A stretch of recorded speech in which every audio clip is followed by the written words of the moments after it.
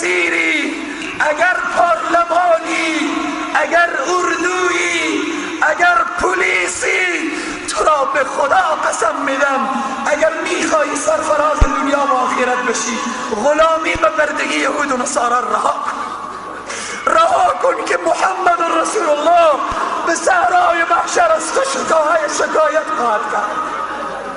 به این است تو سفر شدی در مقابل آمریکا. اگر من بیرون شم این نیروهای کثیف آمریکا رو بزنم و به جهنم بفرستم، تو میایی،